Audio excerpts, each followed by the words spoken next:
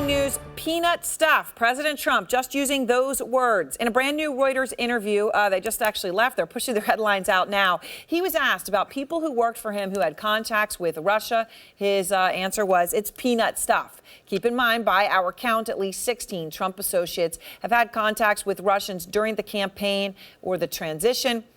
And he also said in this interview, the payments made to women who said they had affairs with him were not campaign contributions. Pamela Brown is out front.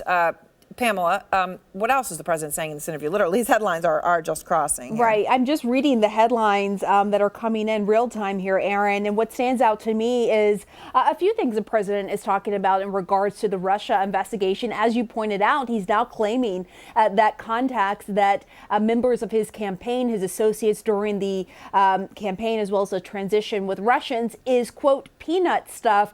Contrast that with what the president said last year when asked if there were any communications between Russians and Trump campaign members, and he says there weren't any. Well, now that here we are, almost 2 years later, and we know of at least 16 Trump associates communicating with Russians, and now he's saying, look, this is all peanut stuff.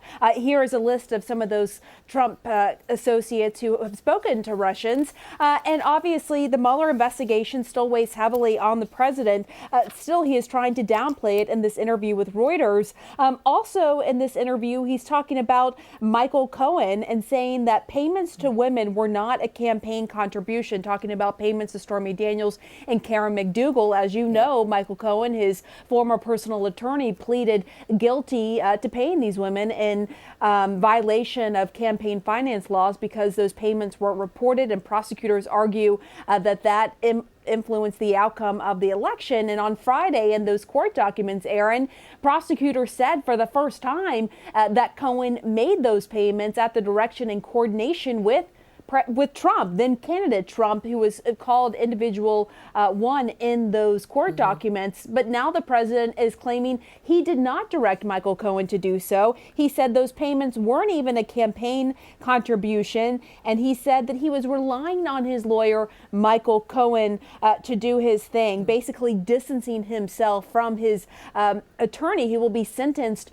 tomorrow. He will be appearing before a judge tomorrow in his sentencing, where prosecutors from Southern District as well as a special counsel Mueller's office will be in attendance. So really interesting here to see these headlines from the president during this Reuters interview, where he is downplaying all things having to do with Russia and those charged in the investigation, Aaron. All right. Thank you very much, Pamela. And let's, as more headlines come on down here, we're going to discuss them. I want to go straight, though, to Harry Sandick, former Assistant U.S. Attorney for the Southern District of New York, and the former Assistant Secretary for the Department of Homeland Security under President Obama, Juliette Kayyem. Harry, okay, He says it's not a campaign contribution. Number one, it wasn't a campaign contribution. If it were, it's only civil. So, by the way, already putting it out there. If it were, well, it's not that big of a deal. There is no violation based on what we did, okay? Well, I mean, that's going to be for other people to decide. He can't unilaterally. By the way, that's him asking, okay. I'm not asking you the question in that way. Right. Okay. I mean, that's not going to be for him to decide. Look, the timing of the payment, they could have made this payment long in advance to buy non-disclosure from the two women, but the timing of it just weeks before the campaign. You even had Rudy Giuliani saying a few months ago, you know, what a shock it would have been if, I'm paraphrasing, what a shock it would have been if these stories had come out in mid-October, just before the election. So the timing does not seem like a mere coincidence. And as to whether it's criminal or civil, that has to do with, in part, what the president intended when he and Cohen together made these payments. And if he knew that it was a violation of law, then it could be criminal. Otherwise, it would be civil. But either way, as people have said in the days since the Cohen filings on Friday, this is the type of thing that could rise to the level of impeachable acts, even if it isn't a crime. And so let's talk about that, Juliette, because the quote here from the Reuters interview, just crossing, when the president was asked about impeachment, quote, it's hard to impeach somebody who hasn't done anything wrong and who's created the greatest economy in the history of our country. Talk about mixing and matching topics. Right. And I mean, you don't even know what to do with that except say, that he did do something wrong, obviously, and a number of courts or a number of prosecutors' offices are already finding that, including U.S. attorneys' offices that he appointed. This is part of the sort of defense that all Donald Trump has left now. So if you look at the two different pieces of where we are now, the payoff for the sex, which Trump seems to be admitting the sex occurred, but that the payment wasn't for campaign purposes, and then the Russia stuff, Donald Trump's options are closing around him. So this idea that this is just peanuts is the most recent defense. It started with there were no contacts, then the contacts I didn't know about, and now it's that Obama had contacts. That was one defense at some stage, and then now it's the peanuts defense, which we'll see how because strong Juliet, it is to your in point, court. I just want to interject to say, we during the campaign, right,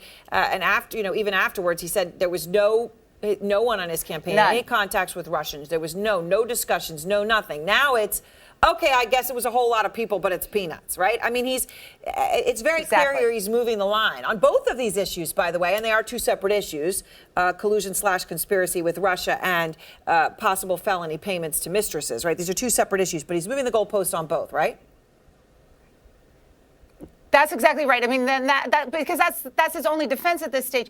Because what has happened in the last 3 to 4 weeks is certainly that it's no longer Democrats saying he did this. It is now prosecutors who are saying he did this, as well as his own people saying he did this. So while Michael Cohen is relevant, a lot of us are waiting for tonight, I guess by midnight, for the Michael Flynn motion to come down, because we'll get a sense of how much Michael Flynn spoke about some of these no contacts or peanut contacts, as Donald Trump is saying.